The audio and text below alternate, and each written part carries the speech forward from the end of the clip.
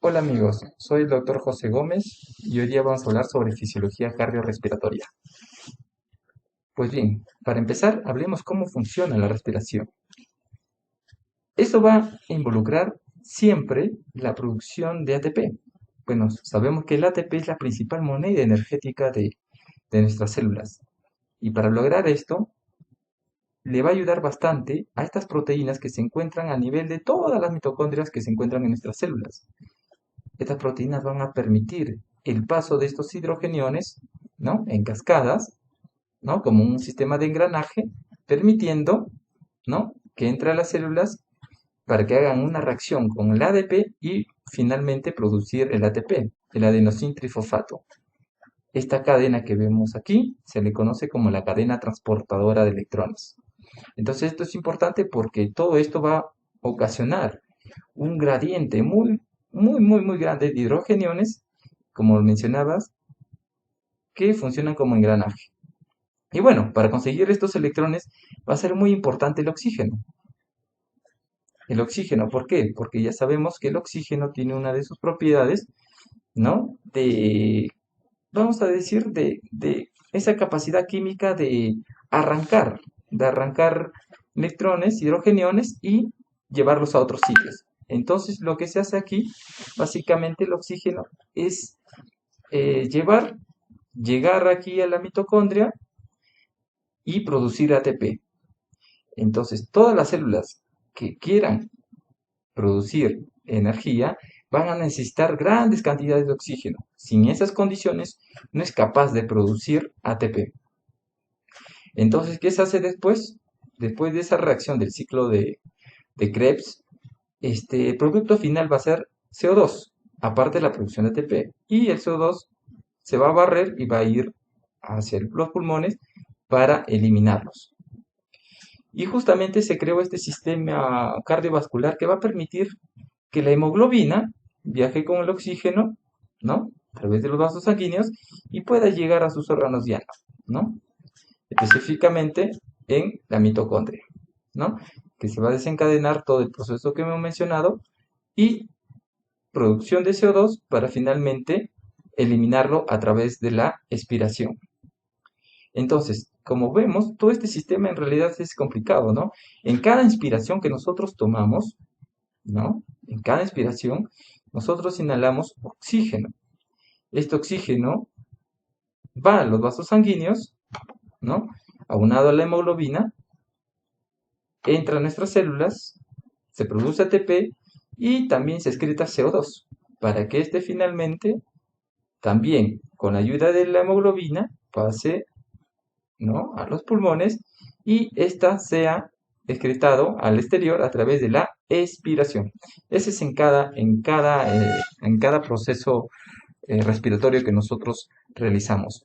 Ahora, todo esto necesita ser monitorizado, ser ¿no? regulado de alguna manera. Y para eso nosotros tenemos sensores, ¿no? que me permiten mantener un equilibrio eh, ¿no? entre la concentración de oxígeno básicamente y de CO2. Sin embargo, también vamos a mencionar más adelante sobre el sensor también del pH, que cumple un rol muy importante en el proceso de la respiración. Pues bien, aquí tenemos el sistema respiratorio con cada una de sus partes. Empezamos por la narina, ¿no? La nariz, que tiene sus vellos, ¿no? O pelos que van a permitir filtrar el aire para luego que éste pueda pasar por los cornetes, el cual va a permitir una función de calentar y humidificar, ¿no? El aire inhalado. Este va a seguir su trayectoria pasando por la laringe, ¿no? Por la laringe y tráquea. Y es a este nivel, a nivel de la carina, donde la tráquea se bifurca para formar los bronquiolos principales, ¿no? Bronquio derecho, bronquio izquierdo. Esta a su vez se ramifica en dos partes generalmente y va a formar generaciones cada vez más particulares hasta formar la generación más o menos 19-21, donde se va a dar el proceso de intercambio gaseoso, ¿no? Ingreso de oxígeno y exhalación de CO2. Pues bien, la respiración, aparte de todo esto, también involucra un proceso mecánico. Y el proceso mecánico lo va a, bueno, principalmente la va a tener el músculo diafragma que se encuentra aquí, ¿no? Es el músculo, bueno, inspirador, de mayor relevancia, ¿no? Cuando lo inerva el nervio frénico y lo activa, baja de manera que va a permitir que haya una adecuada expansión pulmonar, ¿no? Pero también tenemos otros músculos respiratorios, por ejemplo, podemos encontrar los músculos intercostales también, ¿no? Que cuando permiten tener una respiración mucho más profunda, estos incrementan, se activan, ¿no? Se contraen y permiten aún mayor la expansión pulmonar. Ahora, si nosotros quisiéramos, bueno, hacer un acercamiento, ¿no? Eh, para observar mejor este proceso de intercambio gaseoso,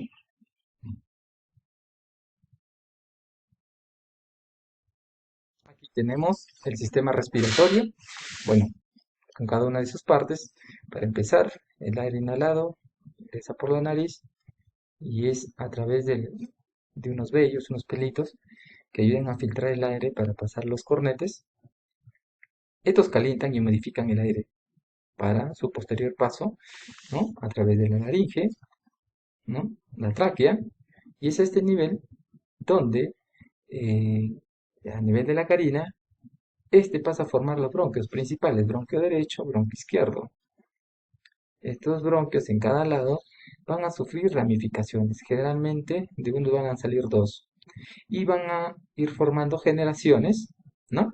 Cada vez divisiones más estrechas, hasta finalmente, en la generación aproximadamente 19, donde ya se puede dar el intercambio gaseoso, o sea, el ingreso de oxígeno y salida de CO2.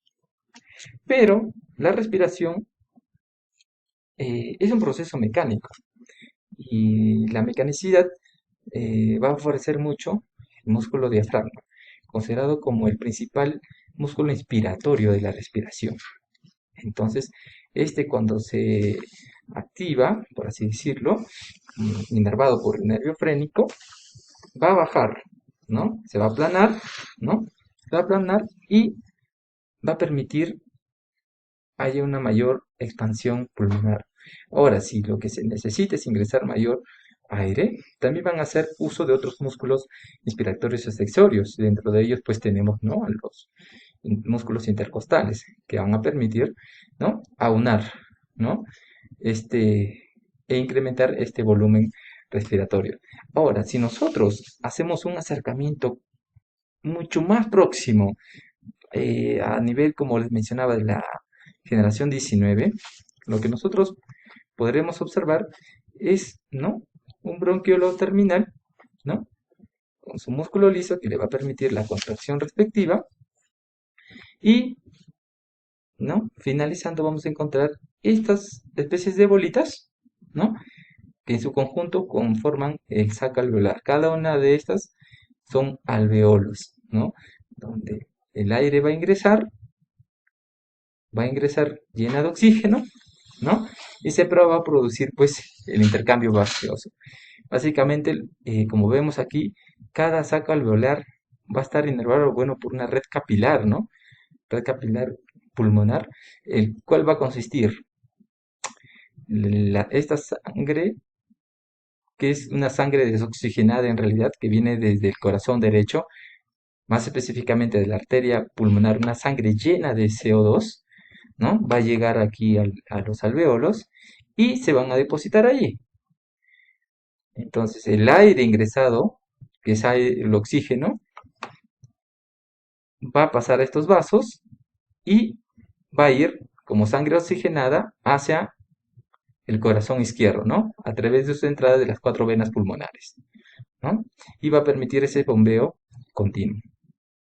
Entonces, básicamente es eso, ¿no? Entonces, ingresa por acá el CO2, que es básicamente sangre desoxigenada, se deposita, se almacena ahí en el alveolo y va a haber el intercambio con el pase de oxígeno hacia, ¿no? Las venas pulmonares para oxigenar el resto de tejidos.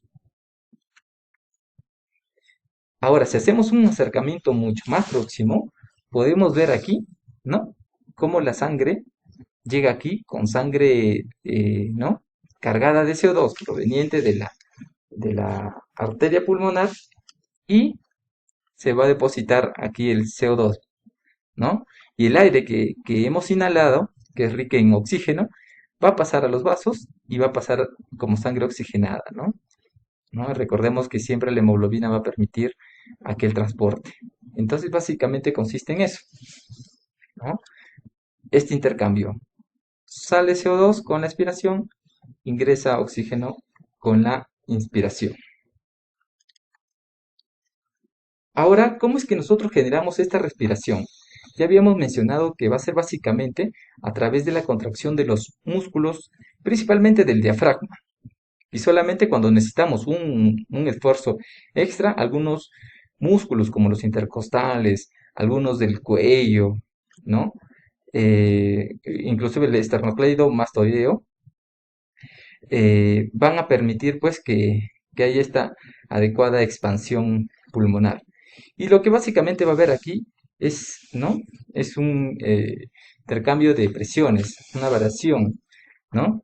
Básicamente lo que se va a tener es que el pulmón, aquí va a estar pegado, ¿no? A un órgano que es la pleura, ¿no? Y a su vez, esta va a estar pegado a los músculos. Si suponemos, bueno, la presión que tenemos fuera del aire, que está en el medio ambiente más o menos de 760 milímetros de mercurio, es lo que debemos generar cuando hacemos una inspiración. Es decir, metemos aire. Es disminuir la presión que tenemos, entonces, al contraer mis músculos, amplío este volumen y paso de los 760, que es la presión atmosférica, 758, 756, 53, dependiendo si está en el ápice, lateral o base del pulmón. Por esto genera una presión negativa, es decir, es como una pequeña aspiradora que va, que permite que entre este aire a través de toda mi vía aérea. Ahora bien, si nosotros monitorearíamos cómo se va difundiendo este oxígeno, pues observaríamos, aquí tenemos el espacio alveolar que tiene mucho oxígeno, tiene que atravesar una capa de agua que es un factor surfactante, y todo lo demás tiene que atravesar la primera célula, que es el neumocito tipo 1, con sus dos capas, ¿no? De entrada y de salida. Esto va a pasar al espacio intersticial, la célula del capilar, el plasma sanguíneo y finalmente entra el eritrocito para ser finalmente, ¿no? Transportado. Entonces, esto es muy importante por todas las capas que tiene que atravesar, porque si hay alguna situación que aumenta una de estas barreras, puede ser bastante peligroso. Por ejemplo, cuando yo tengo, por ejemplo, una inflamación de mi pulmón, porque tengo una neumonía, porque tengo insuficiencia cardíaca, empieza a aumentar el líquido del espacio intersticial, ¿no? Y a lo mejor, en vez de hacer este cachito, lo tengo aquí, aumenta un poquito más el líquido y esto se ensancha, ocasionando una dificultad para, ¿no? El adecuado difusión del oxígeno. Entonces, se adoptan en este caso muchas veces, ¿no? Medidas que permitan, ¿no? Favorecer este transporte de oxígeno. Una de ellos, pues, es administrando mayor cantidad de oxígeno de manera que pueda facilitar. También hay terapias no medicamentosas como diuréticos, la furosemida, por ejemplo, si en el caso hablaríamos de un edema agudo de pulmón donde este espacio intersticial se ensancha y ahí aumenta de líquido, pues con estos diuréticos me permite que este fluido pues disminuya y me permite de alguna manera la mayor difusión de oxígeno.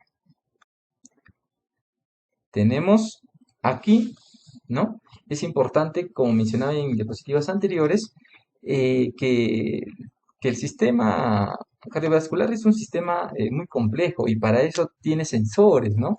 Por ejemplo, tenemos un sensor generador de patrón central, ¿no? Que va a guiar a los músculos de la respiración cuando estos deben, ¿no? Contraerse y relajarse continuamente. Entonces, básicamente lo que tenemos aquí es la estimulación, por ejemplo, como sensores, de acuerdo a lo mencionaba, a la presión de CO2, oxígeno. ¿no? Estos van a ser estimulados por el nervio 10, que es el nervio vago, y el nervio 9, ¿no? Que es el glosofaringio. Este equilibrio de presiones va a actuar como sistema de sensor y va a mandar una función, una señal a este patrón para que se pueda coordinar cuando aumentar la ventilación o en todo caso cuando disminuir la ventilación, de manera que estos patrones puedan manejarse dentro de los parámetros pues normales, ¿no? Entonces, recordemos que el nervio vago va a estar regularizado, va a estar, bueno, regularizado a nivel de la arteria aorta y el nemogástrico, pues el sistema de carótidas, ¿no? El sistema carotídeo. Y bueno, para asegurar el intercambio de gases, el aire debe ser movilizado periódicamente dentro y fuera de los pulmones, tanto en condiciones fisiológicas como en condiciones patológicas. Este volumen de gas que ocupa los pulmones en reposo o entra o sale dentro de ellos, tanto en la respiración normal como forzada, depende de características de los pulmones, se había mencionado, de las características también de la caja torácica y de la interacción entre ellos, así como de la función de los músculos respiratorios en reposo y a lo largo del ciclo de la respiración. Entonces aquí se definen los diferentes comportamientos de volúmenes pulmonares, ¿no? Los principales volúmenes encontramos aquí, por ejemplo, el volumen corriente, ¿no? Que también llamado volumen tidal, que es el volumen de gas que entra y sale de los pulmones en una respiración normal, y esta corresponde a aproximadamente 500 mililitros. Después tenemos el volumen de reserva inspiratoria, ¿no? Que representa el volumen, bueno, adicional de gas que puede introducirse en los pulmones al realizar una inspiración máxima desde el volumen corriente. Este volumen aproximadamente representa un volumen de 2.500 mililitros. También tenemos el volumen de reserva expiratorio, ¿no? Que es este, que es el volumen de gas adicional que puede exhalarse del pulmón tras expirar a volumen corriente. Y este volumen aproximadamente es de 1.500 mililitros. También el último volumen que encontramos es el volumen residual, que corresponde a esta brecha, que corresponde al volumen de gas que permanece dentro del pulmón tras una expiración forzada. Este volumen aproximadamente es de 1.500. Eh, en cuanto a las capacidades, podemos mencionar la capacidad vital, ¿no? Que es el máximo volumen de gas pulmonar, ¿no? Movilizable. Y ese es en realidad la suma del volumen corriente, ¿no? El volumen corriente y de los volúmenes de reserva expiratoria, ¿no? El volumen aproximadamente que abarca esto son 4.500 mililitros. También tenemos la capacidad inspiratoria, que es la suma ¿no? La suma del volumen corriente y del volumen de reserva inspiratoria, ¿no? Y este representa el máximo volumen inspirado tras una expiración tranquila. Y todo este volumen representa aproximadamente 3.000 mililitros. Y bueno, también tenemos la capacidad residual funcional, ¿no? Capacidad residual funcional que, eh, que viene a ser una sumatoria en realidad del volumen de reserva expiratorio, ¿no? Y del volumen residual, ¿no? Y este es aproximadamente 3.000 mililitros, ¿no? Como se puede ver en la gráfica. Y finalmente tenemos la última capacidad que corresponde a la capacidad pulmonar total, ¿no? Que abarca el volumen de aire corriente, el volumen de reserva inspiratorio, ¿no? El volumen de reserva expiratorio y el volumen residual. Entonces, es el máximo volumen de gas que puede contener los pulmones y el volumen correspondiente es de 6.000 mililitros, ¿no? 6 litros. Eso sería lo correspondiente a fisiología respiratoria. Gracias.